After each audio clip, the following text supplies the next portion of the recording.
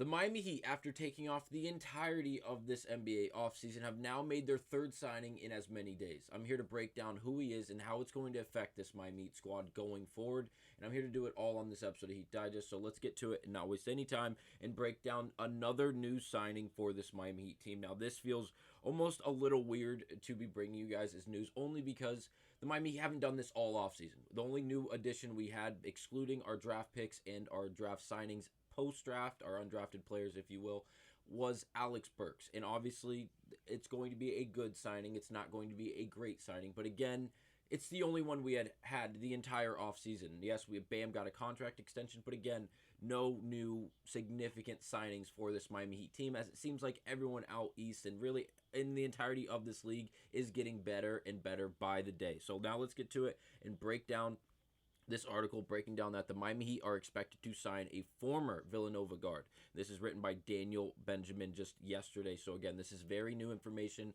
So now let's get to it and break down what exactly we're looking at. So the Miami Heat, after two roster moves on Thursday by signing and waiving Brian Warren and Malik Williams, last Heat Digest video, Ira Winderman of the South Florida Sun Sentinel is reporting that the Miami Heat will sign former Villanova Wildcats guard Caleb Daniels in the coming days. Daniels' deal is expected to be an Exhibit 10 deal. If you guys have not seen recent Miami or Heat Digest videos, we have broken down what an Exhibit 10 contract is exactly.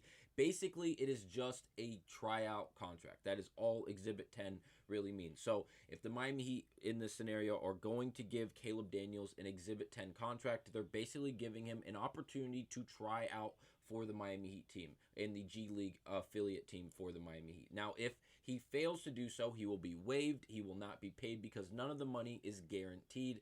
And as well as when he does, and if he does make the team and gets accepted to his tryout, he will then be paid, obviously, and he will still be a part of the Miami Heat organization, whether it be on the 40-man roster or on the G League team that is associated with the Miami Heat. So again, we move on. Daniels is a big guard known for his three-point shooting and toughness.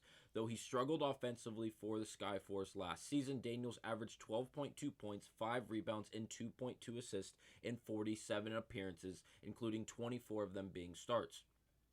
He compiled 2 double-doubles and made 1.6 threes a game while shooting 42.8%, 36.8%, and 84.1%, and that is for field goal percentage, 3-point percentage, and then free throw percentage if you're unaware. And then it goes on to say he has also had a difficult summer league with the Heat. So obviously he's a returning player for this Miami Heat organization, someone they've had their eye on and been in connections to for some time, obviously, as he's obviously, again, a returning player. But again, someone that they're open to bringing back to this Miami Heat organization, giving a chance to attempt to play for this Miami Heat team. And he goes on to say, if Daniels does indeed sign with the Heat and is waived as expected, the Skyforce roster will mainly consist of Heat-associated players. Currently, Daniels, Warren, and Williams are slated to be Heat-affiliate players for the Skyforce. So again, a lot of moving parts, and the rest of this article really breaks down what the rest of it is going to look like, as it goes on to say, all part of the team simultaneous building a roster for the Heat and another for the G League affiliate, the Skyforce, excuse me. So with Warren and Williams, the Heat were able to extend up to the maximum guarantee of $77,500 for an Exhibit 10 contract as a means of bolstering the Skyforce roster, with both now positioned to earn in excess of $100,000 this season when counting actual G League salaries. So it's overall, it's improving the G League salaries for really everyone associated with the Miami Heat G League team, the Skyforce. So overall, this is a good thing in a form of, again, bullish string is what they labeled it as and defined it as. But again, we move on. A similar move is expected in short order with Caleb Daniels, the prospect out of Villanova, who has drawn some notice in the past 2 summer leagues with the Heat, as well as last season with the Skyforce. So again, it's going to be rinse and repeat. It seems like, yes, these 3 brand new signings for the Miami Heat are going to just be bringing them in to then waive them as soon as they get in the building to then obviously extend the contracts or the abilities for the contract. So again, it's It's a bit weird, I will say, but again, the Miami Heat are bringing people in. They are not just sitting behind closed doors doing absolutely nothing, which it seems like they are. And again, and it's a big worry for not only me, but obviously other Miami Heat fans. So seeing this, knowing that they're actually using their brains just a little bit to get things going and allowing the Miami Heat to actually stay frequent and up to date, and it's something not that is not the NBA, I should say, and in that Skyforce and or for that in the G League, trying to build up that young group of players that they have that they can rely on down the line. Again, I think they're steps ahead of other teams and organizations when it comes to that. So again, I am going to trust in what they're doing when it comes to developing these players. Now, this article goes on to say at least 4 other Heat affiliate players are expected to join the Skyforce.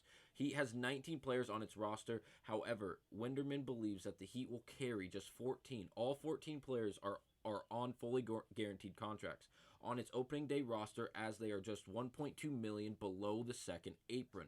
That means that the Miami Heat's 2 players on existing training camp players, Zion Poland and Isaiah Stevens, will also likely end up on the Skyforce. Poland went undrafted in 2024 out of Florida and intentionally signed a 2-way deal with the Heat, but he was waived in July and then agreed to an Exhibit 10 deal, as he really didn't do much during Summer League. Again, we know this. We were covering Poland back right when he was drafted, or excuse me, went undrafted and signed by the Miami Heat, and then again we covered how he was dropped and then he came back.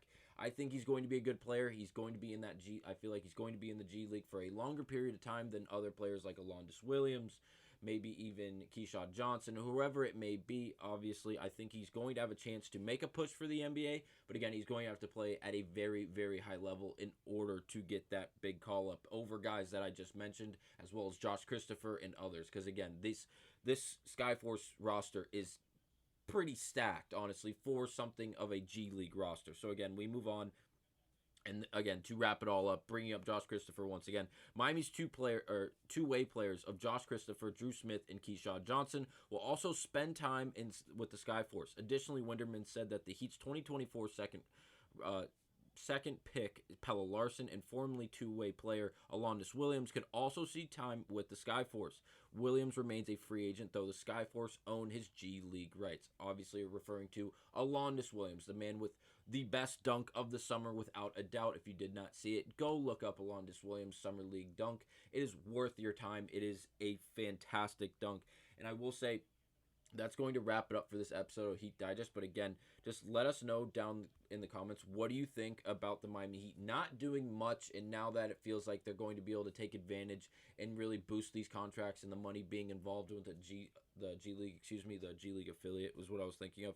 But again, it's just a very peculiar situation. Like the Heat, it feels like the Heat have done absolutely nothing. Well, they have done absolutely nothing. It feels like they're just closing the doors, wrapping up shop. We'll be back next season.